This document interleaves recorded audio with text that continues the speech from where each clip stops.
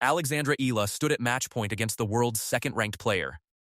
Her serve had carried her through one of the toughest stretches of her career, and now, on the grass courts of Berlin, she was one shot away from beating a former Wimbledon champion. The ball landed. The match was over.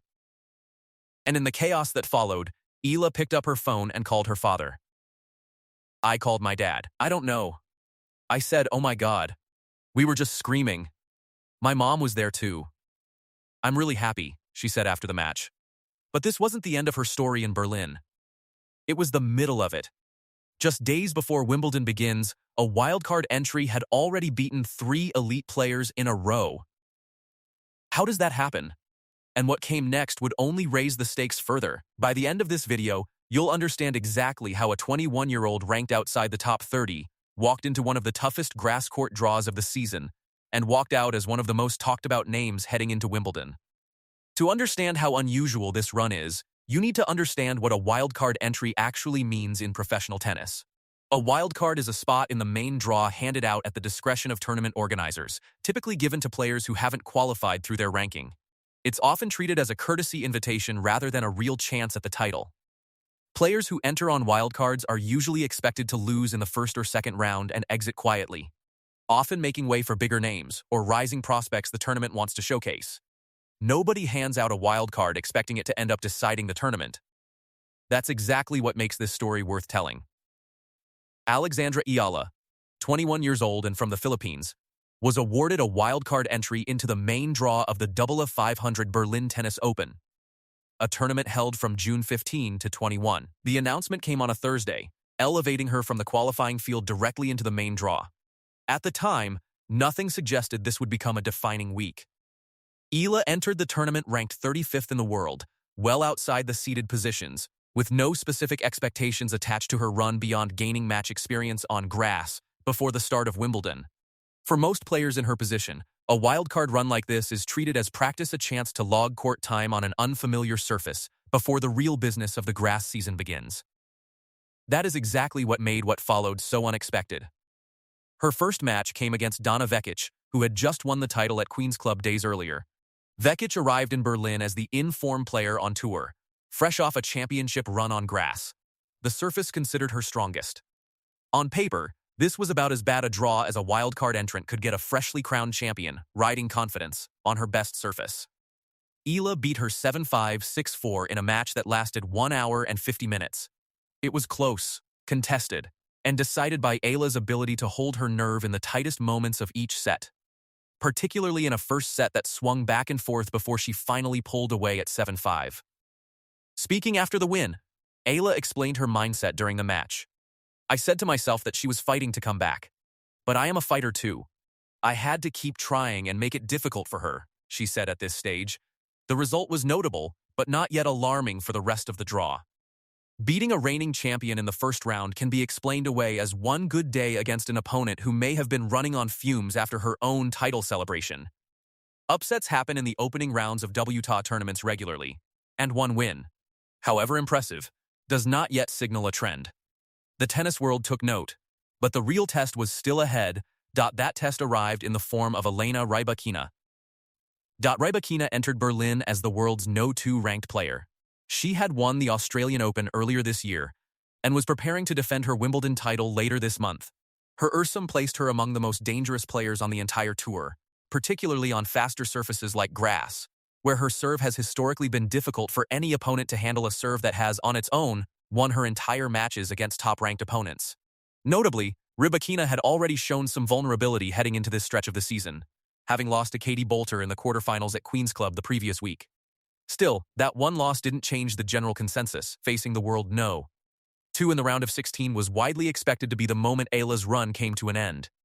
Instead, Eala beat Svitolina 7-5, 6-4 in the last 16 of the Berlin Open on Thursday, June 18.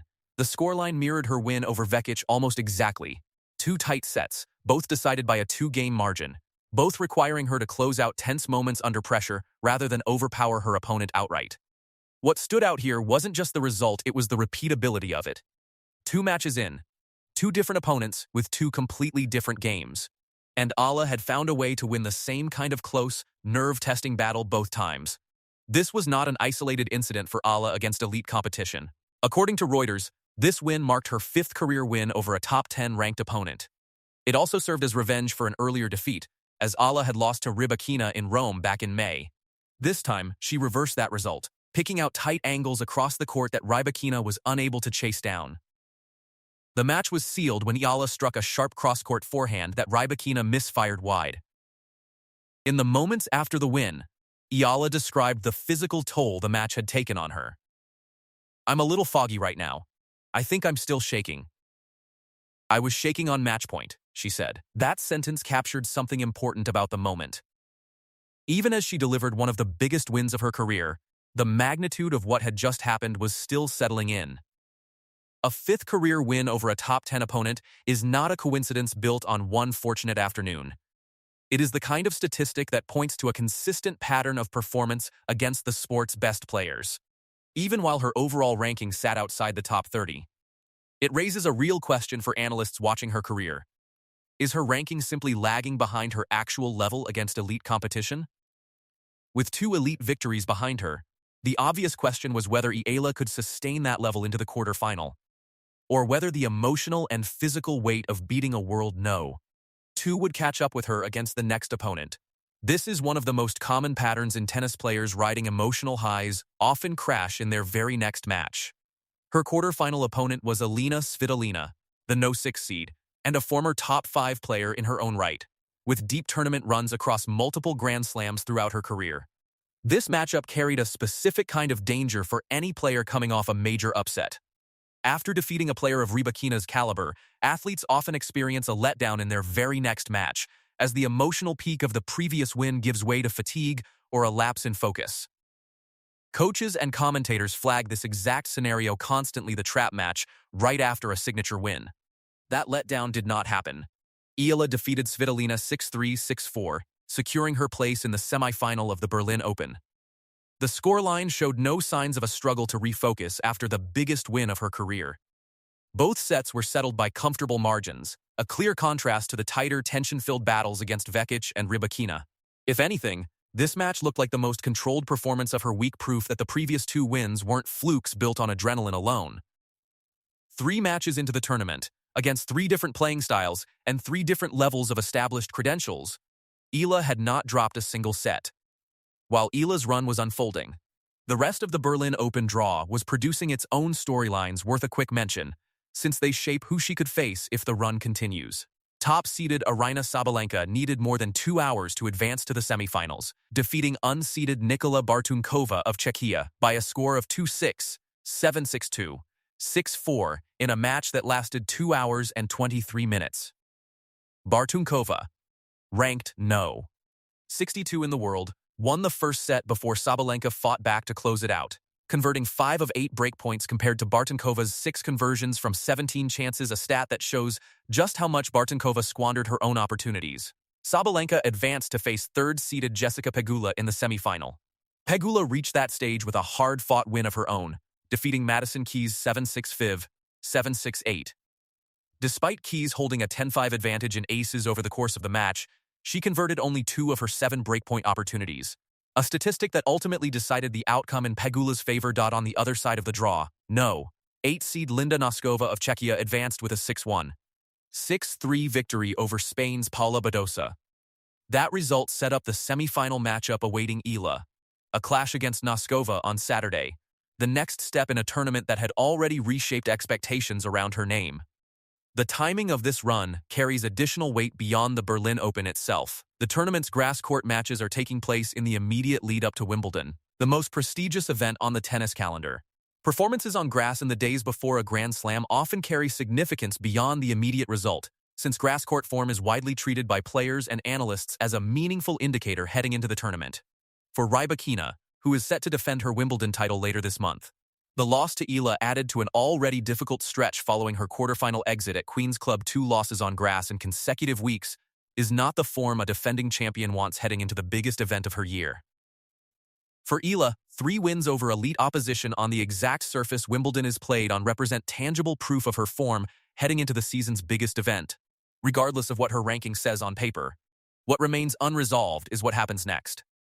Eala now faces Linda Noskova in the semifinal.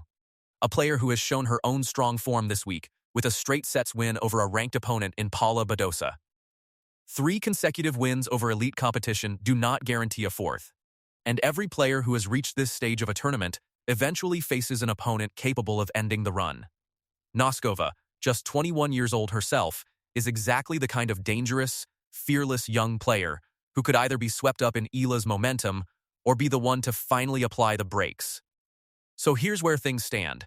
What is already on record, regardless of how the semifinal unfolds, is this: a 21-year-old player from the Philippines entering the tournament on a wild card and ranked 35th in the world, defeated a recent Queen's Club champion, a sitting World No. 2 and reigning Australian Open champion, and a former top 5 player, all without dropping a single set across 3 matches. That alone is a result most players never produce in an entire season, let alone in one tournament week. The semifinal against Noskova will determine whether that run continues into the final.